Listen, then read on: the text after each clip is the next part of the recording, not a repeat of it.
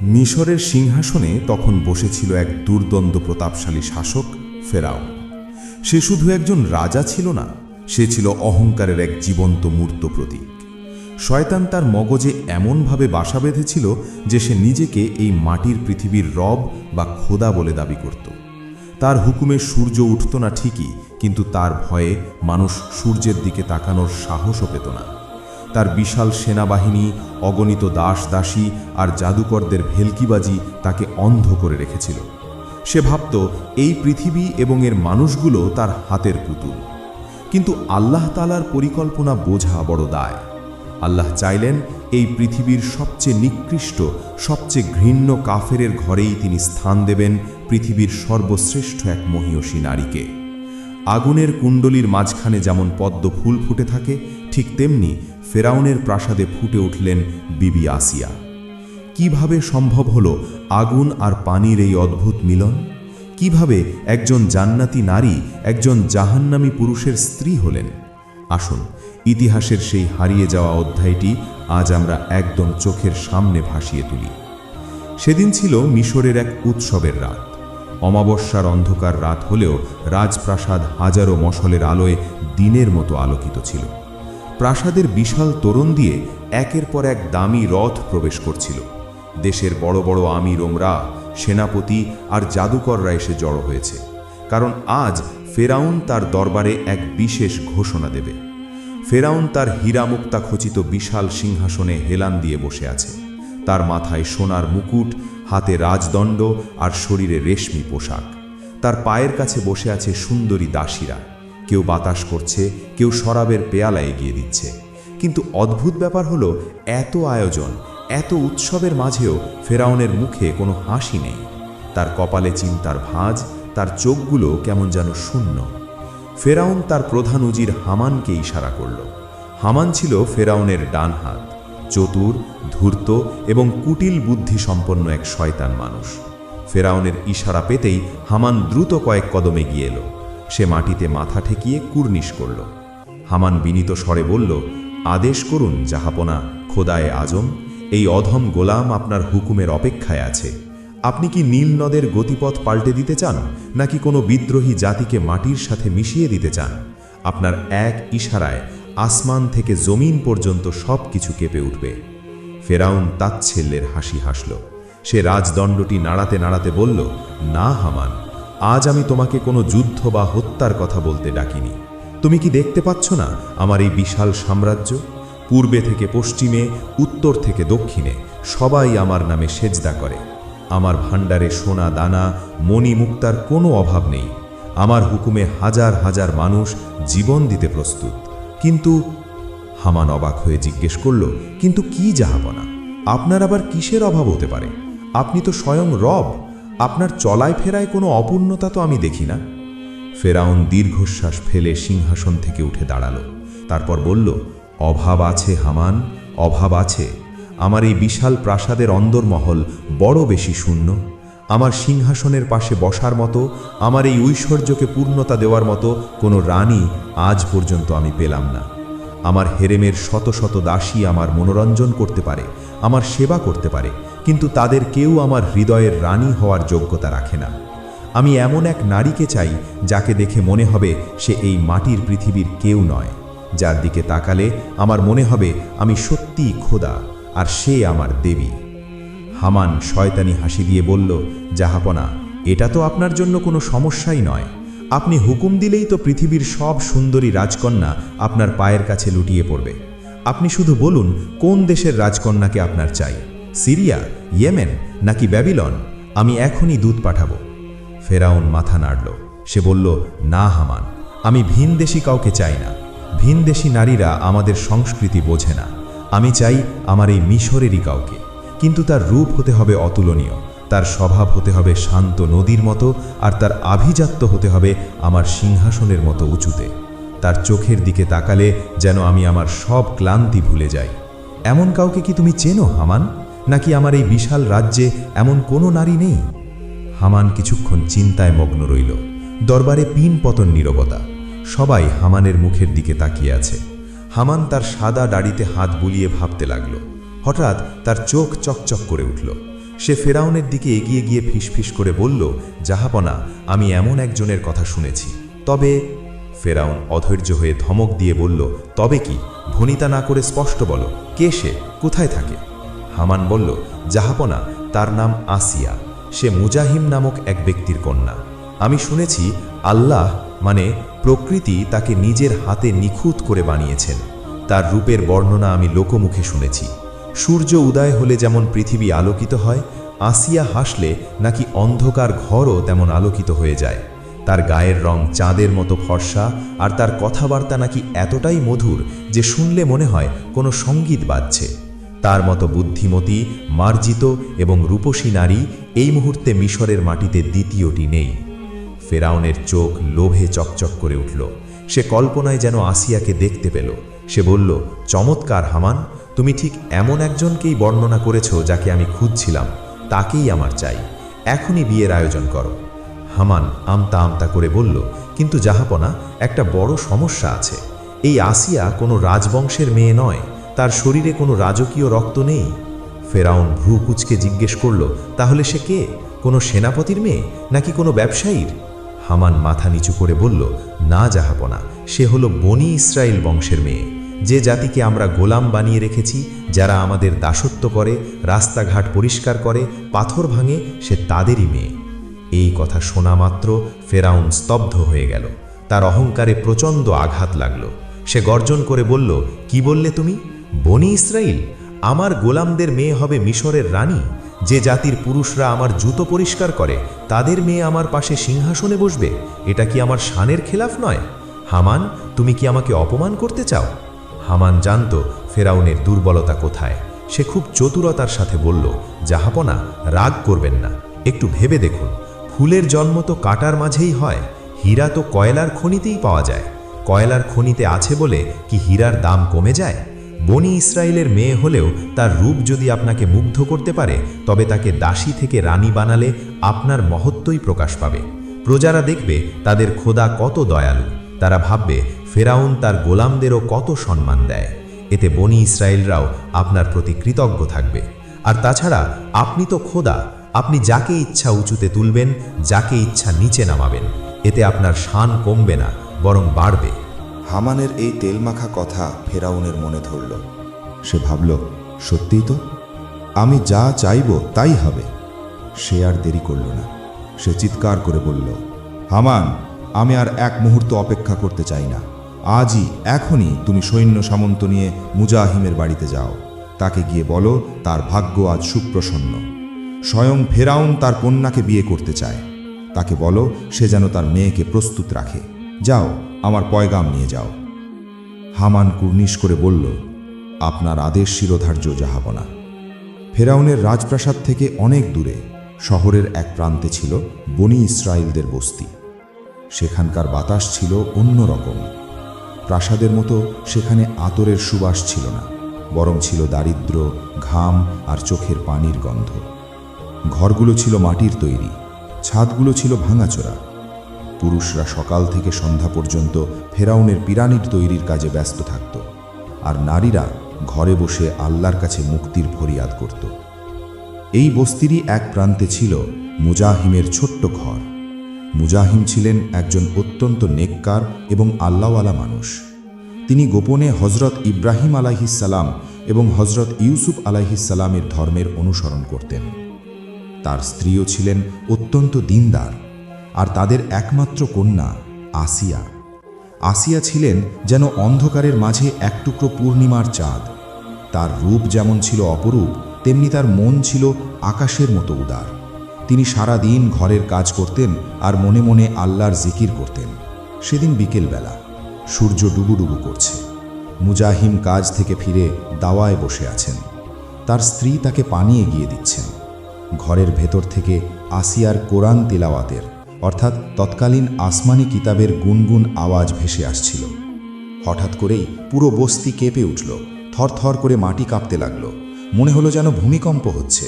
মুজাহিম চমকে উঠে দাঁড়ালেন। মুজাহিম আতঙ্কিত হয়ে স্ত্রীকে বললেন, শোনো, কিসের এত শব্দ? মনে হচ্ছে হাজার হাজার ঘোড়া এদিকেই ছুটে আসছে। ফেরাউনের সৈন্যরা কি আবার আমাদের ওপর কোনো নতুন জুলুম করতে আসছে? তার স্ত্রী ভয়ে কাঁপতে কাঁপতে বললেন, আল্লাহ আমাদের রক্ষা করুন, আসিয়াকে ঘরের ভেতর লুকিয়ে রাখো, ওরা যেন তাকে না দেখে। কিছুক্ষণের মধ্যেই ধুলোর ঝড় উড়িয়ে হামানের বিশাল রাজকীয় রথ এসে থামল মুজাহিমের জরাজীর্ণ কুড়ে ঘরের সামনে। সাথে শত শত সশস্ত্র সৈন্য, তাদের হাতে খোলা তলোয়ার, চোখে নিষ্ঠুরতা। ঘোড়াগুলোর হেস্যাদ ধ্বনিতে পুরো বস্তি স্তব্ধ হয়ে গেল। বনি ইসরায়েলের লোকেলা ভয়ে যে যার ঘরের দরজা বন্ধ করে দিল। হামান রথ থেকে নামল না, সে তার উঁচু আসন থেকেই দম্ভ ভরে ডাক দিল, মুজাহিম, এই ঘরের মালিক মুজাহিম কোথায়? ইঁদুরের গর্ত থেকে বেরিয়ে এসো।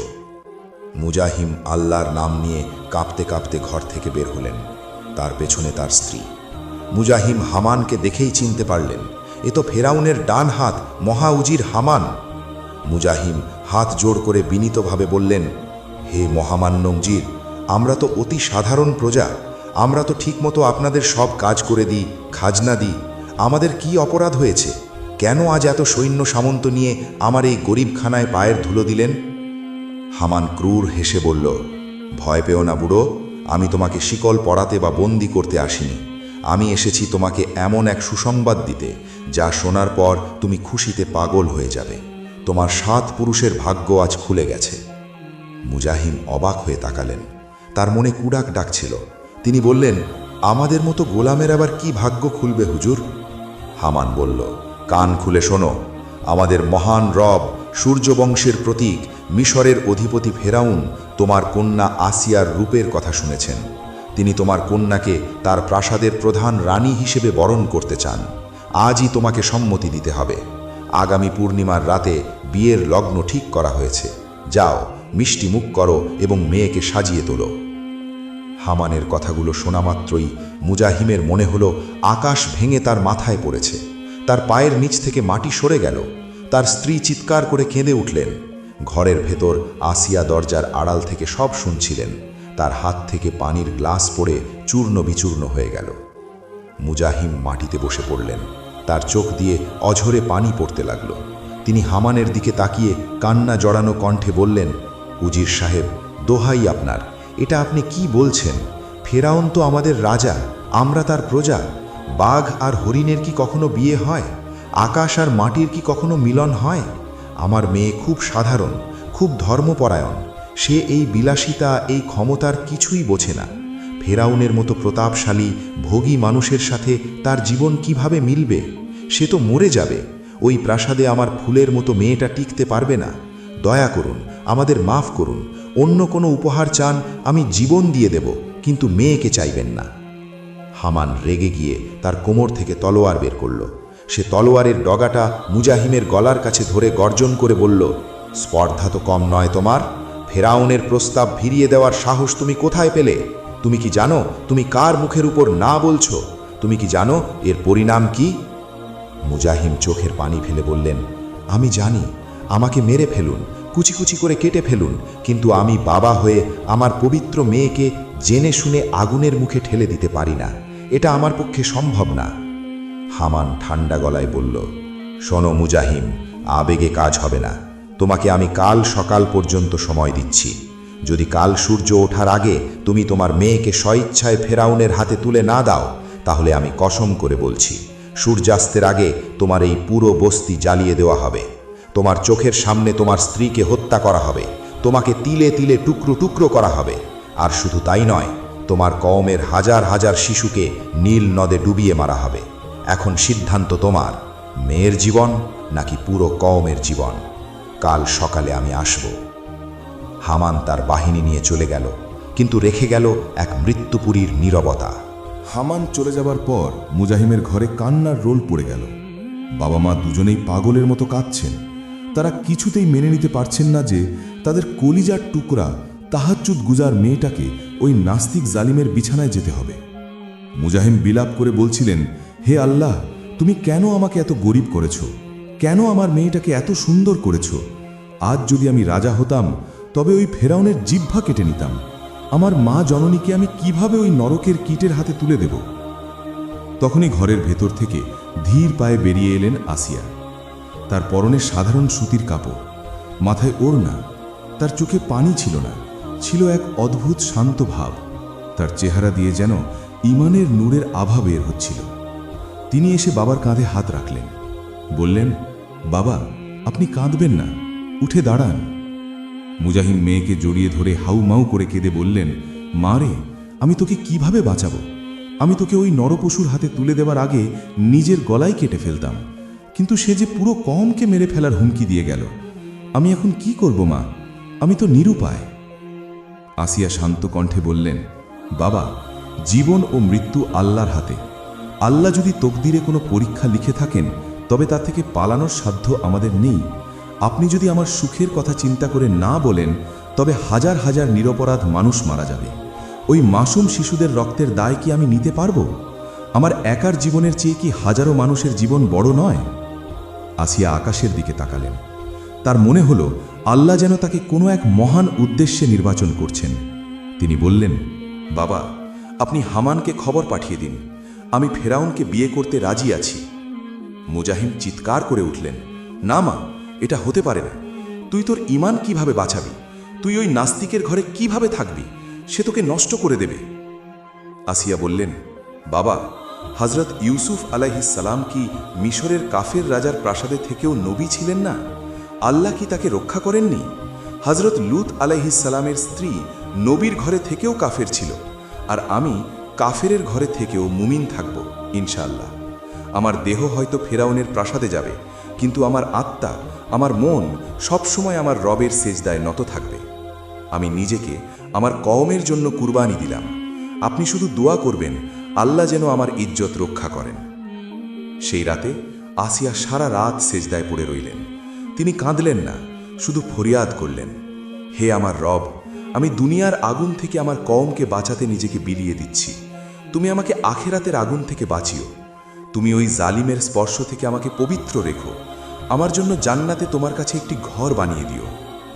পরদিন সকালে সূর্য ওঠার আগেই হামান তার বিশাল বাহিনী নিয়ে আবার মুজাহিমের দরজায় হাজির হলো। তার চোখে বিজয়ের হাসি। সে জানত মুজাহিম না করতে পারবে না। মুজাহিম বুক ফাটা কান্না চেপে হামানকে জানিয়ে দিলেন যে তার মেয়ে রাজি, কিন্তু তিনি বললেন, হে উজির, আমার মেয়ে একটি শর্ত দিয়েছে, যদি এই শর্ত মানা হয় তবেই সে বিয়েতে রাজি। হামান অবাক হয়ে বলল, শর্ত? ফেরাউনের কাছে শর্ত দেওয়ার সাহস কার আছে? আচ্ছা বলো, কি সেই শর্ত? মুজাহিম কাঁপতে কাঁপতে বললেন, আমার মেয়ে বলেছে সে বিয়ে করবে যদি মহামান্য ফেরাউন কথা দেন যে তিনি আমার পরিবারের কাউকে কোনোদিন হত্যা করবেন না, আমাদের উপর জুলুম করবেন না এবং বনি ইসরায়েলের উপর অত্যাচার কমিয়ে দেবেন, আর প্রাসাদে আমার মেয়েকে তার নিজের ধর্মের পালন করার পূর্ণ স্বাধীনতা দিতে হবে। হামান শর্তগুলো শুনে ফেরাউনকে জানালো। ফেরাউন তখন আসিয়ার রূপের বর্ণনায় এতটাই পাগল ছিল যে সে সব শর্ত মেনে নিল। সে বলল, ঠিক আছে, আমি কথা দিলাম, আসিয়াকে খুশি করার জন্য আমি সব করতে পারি। মুহূর্তের মধ্যে পুরো মিশরে উৎসব শুরু হয়ে গেল। ফেরাউন আদেশ দিল যেন নীল নদের দুই পার সোনা রূপো দিয়ে সাজানো হয়। হাজার হাজার মশাল জ্বালানো হলো।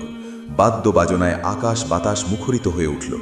কিন্তু বনি ইসরায়েলদের বস্তিতে ছিল কেবল নীরবতা আর দীর্ঘশ্বাস। তারা জানত তাদের বাঁচাতে গিয়ে তাদেরই এক বোন নিজেকে আজ আগুনের গর্তে ঠেলে দিচ্ছে। আসিয়া যখন বাবার ঘর থেকে বের হলেন, তখন তার পরনে ছিল রাজকীয় পোশাক, কিন্তু তার চোখ ছিল অশ্রু সজল। বিদায় বেলায় তিনি বাবাকে জড়িয়ে ধরে শুধু একটা কথাই বললেন, বাবা, আমার জন্য চিন্তা করবেন না, আমার রব আমার সাথে আছেন। শুধু দোয়া করবেন যেন শেষ নিঃশ্বাস পর্যন্ত ঈমান নিয়ে বেঁচে থাকতে পারি। ফেরাউনের ঐশ্বর্য যেন আমাকে অন্ধ না করে। রাত গভীর হল। ফেরাউনের রাজপ্রাসাদের সবচেয়ে সুরম্য এবং বিলাসবহুল কামরাটি আসিয়ার জন্য সাজানো হয়েছে। কামরার মেঝেতে দামি পারস্য গালিচা, ছাদে ঝুলছে হাজারো বাতি, দেওয়ালগুলো সোনায় মোড়ানো, চারিদিকে সুগন্ধি ছড়ানো। কিন্তু আসিয়ার কাছে মনে হলো তিনি যেন কোনো কবরের ভিতর বসে আছেন। এই ঐশ্বর্য তাকে টানছে না, বরং তার দম বন্ধ হয়ে আসছে। দাসীরা তাকে সাজিয়ে রেখে চলে গেল। আসিয়া এখন একা। তিনি জানতেন আর কিছুক্ষণের মধ্যেই সেই নরাধম পাপিষ্ঠ ফেরাউন এই ঘরে প্রবেশ করবে। তিনি দ্রুত অজু করে কামরার এক কোণায় জায়নামাজ বিছিয়ে দাঁড়ালেন। তার শরীর ভয়ে কাঁপছিল, কিন্তু তার হৃদয় ছিল আল্লাহর প্রেমে পাহাড়ের মতো অটল। তিনি সেজদায় লুটিয়ে পড়লেন। চোখের পানি জায়নামাজ ভিজে গেল। তিনি কান্না জড়িত কণ্ঠে ফরিয়াদ করলেন, হে আমার রব, আমি দুনিয়ার আগুন থেকে আমার কওমকে বাঁচাতে নিজেকে বিলিয়ে দিচ্ছি। তুমি আমাকে আখিরাতের আগুন থেকে বাঁচিও। তুমি ওই জালিমের স্পর্শ থেকে আমাকে পবিত্র রেখো। আমার জন্য জান্নাতে তোমার কাছে একটি ঘর বানিয়ে দিও। কিছুক্ষণ পরেই ভারী পায়ের শব্দ শোনা গেল। কামরার বিশাল দরজা খুলে গেল। ফেরাউন প্রবেশ করল। তার পরনে রাজকীয় পোশাক, চোখে কামনার নেশা। সে ভাবছে আজ সে মিশরের সবচেয়ে সুন্দরী নারীকে জয় করবে। সে আসিয়াকে জায়নামাজে বসে থাকতে দেখল। আসিয়ার নূরের আভায় যেন পুরো ঘর আলোকিত হয়ে আছে। ফেরাউন থমকে গেল। সে ভাবল, এত রূপ, এ তো সত্যিই মানবী নয়, এ যেন আসমানি দেবী। ফেরাউন ধীর পায়ে আসিয়ার দিকে এগিয়ে গেল। সে ডাকল, আসিয়া, হে আমার স্বপ্নের রানী, ওঠো। আজ থেকে তুমি এই মিশরের মালিকা। আজ থেকে আমি তোমার দাস। আমার দিকে তাকাও, আমি তোমাকে বিশ্বজয়ের সুখ দেব। আসিয়া জায়নামাজ ছেড়ে উঠে দাঁড়ালেন। তিনি পেছনের দিকে সরে গেলেন। তার মুখে ভয়ের কোনো চিহ্ন নেই, আছে কেবল ঘৃণা। তিনি বললেন, ফেরাউন, তুমি মিশরের রাজা হতে পারো, কিন্তু তুমি আমার হৃদয়ের রাজা নও। তুমি আমার কাছে এসো না, আমার রব এটা পছন্দ করেন না। ফেরাউন অট্ট হাসি দিল। সে বলল, আসিয়া, তুমি হয়তো লজ্জা পাচ্ছ। আমিই তো তোমার স্বামী, আমিই তো তোমার রব। নাউজুবিল্লাহ, এসো, কাছে এসো। ফেরাউন হাত বাড়িয়ে আসিয়াকে স্পর্শ করতে চাইল। ঠিক সেই মুহূর্তেই ঘটল এক অলৌকিক ঘটনা। ফেরাউনের বাড়ানো হাতটি যখনই আসিয়ার শরীরের কাছাকাছি পৌঁছালো, হঠাৎ তার মনে হলো সে যেন এক অদৃশ্য আগুনের দেয়াল স্পর্শ করেছে। ফেরাউন চমকে হাত সরিয়ে নিল। সে ভাবল, এটা হয়তো তার মনের ভুল। সে আবার চেষ্টা করল। এবার তার মনে হলো তার হাত যেন অবশ হয়ে যাচ্ছে, পাথরের মতো ভারী হয়ে যাচ্ছে। সে তার হাত নাড়াতে পারছিল না। তার হৃৎস্পন্দন বেড়ে গেল। তার শ্বাস বন্ধ হয়ে আসার উপক্রম হলো। তার চোখের সামনে যেন অন্ধকার নেমে এলো। সে ভয়ে চিৎকার করে উঠল, এ কি, আমার কি হচ্ছে? আমার শরীর অবশ হয়ে যাচ্ছে কেন? আমার দম বন্ধ হয়ে আসছে কেন? কে আছিস? আমাকে বাঁচা। কিন্তু তার চিৎকার ঘরের বাইরে গেল না। আসিয়া তখন শান্ত কণ্ঠে বললেন, থামো ফেরাউন, তুমি কি এখনো বুঝতে পারছো না? আমার রব, যিনি আসমান এবং জমিনের মালিক, তিনি আমাকে তোমার অপবিত্র স্পর্শ থেকে রক্ষা করছেন। তুমি যদি আর এক পা এগো, তবে তুমি ধ্বংস হয়ে যাবে। ফেরাউন বিশ্বাস করতে পারছিল না। সে মিশরের খোদা দাবি করে, আর তার নিজের শরীর তার কথা শুনছে না। সে রাগে এবং অপমানে আবার আসিয়ার দিকে ঝাঁপিয়ে পড়তে চাইল। কিন্তু এবার আল্লাহ এক বিশেষ ফেরেশতা বা জিনকে আসিয়ার আকৃতিতে তৈরি করে দিলেন। তফসিরের বর্ণনা মতে, ফেরাউন যখনই আসিয়াকে স্পর্শ করতে যেত, সে আসলে ছায়ার সাথে বা অন্য কিছুর সাথে ধোকায় পড়ত। আসল আসিয়া তার ধরাছোঁয়ার বাইরেই থেকে যেতেন। অন্য বর্ণনায় আছে, ফেরাউন যতবার এগোত ততবার তার শ্বাসকষ্ট এবং মৃগী রোগীর মতো খিঁচুনি শুরু হতো। অবশেষে ফেরাউন ক্লান্ত, বিধ্বস্ত এবং ভীত হয়ে বিছানায় লুটিয়ে পড়ল। সে আসিয়ার দিকে তাকিয়ে বলল, তুমি কি কোনো জাদুকর নাকি কোনো দেবী? আমি তোমার কাছে এলেই কেন এমন হয়? আমি তো মিশরের রাজা, আমাকে কেন তুমি গ্রহণ করছো না? আসিয়া বললেন, আমি জাদুকর নই, আমি এক আল্লাহর বান্দি। তুমি যদি আমার কাছে না আসো তবে তুমি সুস্থ থাকবে, আর যদি জোর করো তবে আমার রব তোমাকে ধ্বংস করে দেবেন। তুমি আমাকে রানীর মর্যাদায় রাখতে পারো, কিন্তু স্বামী হিসেবে কোনো দিন পাবে না। ফেরাউন ভয় পেয়ে গেল। তার জীবনের মায়া বড়। সে ভাবল, এই নারীকে জোর করে লাভ নেই, এর সাথে কোনো অদৃশ্য শক্তি আছে। সে নিজের সম্মান বাঁচাতে এই কথা কাউকে বলল না। সেই রাত থেকে ফেরাউন আর কোনো দিন আসিয়াকে স্পর্শ করার সাহস পায়নি। সে দিনের বেলা সবার সামনে আসিয়াকে রানী বলে পরিচয় দিত, কিন্তু রাতের বেলা সে আসিয়ার ঘরে ঢোকার সাহসও পেত না। আল্লাহ তাআলা তার প্রিয় বান্দি আসিয়াকে ফেরাউনের মতো নিকৃষ্টতম কাফেরের ঘরে রেখেও আজীবন কুমারী এবং পবিত্র রেখেছিলেন। এভাবেই দিনের পর দিন কাটতে লাগল। আসিয়া রাজপ্রাসাদে রানীর হালে থাকেন, কিন্তু তার মন পড়ে থাকে আল্লাহর ধ্যানে। তিনি জানতেন তার আসল পরীক্ষা এখনও বাকি, কারণ নীল নদের ঢেউয়ে ভেসে চলে আসছে ফেরাউনের জম, আল্লাহর নবী মুসা আলাইহিস সালাম।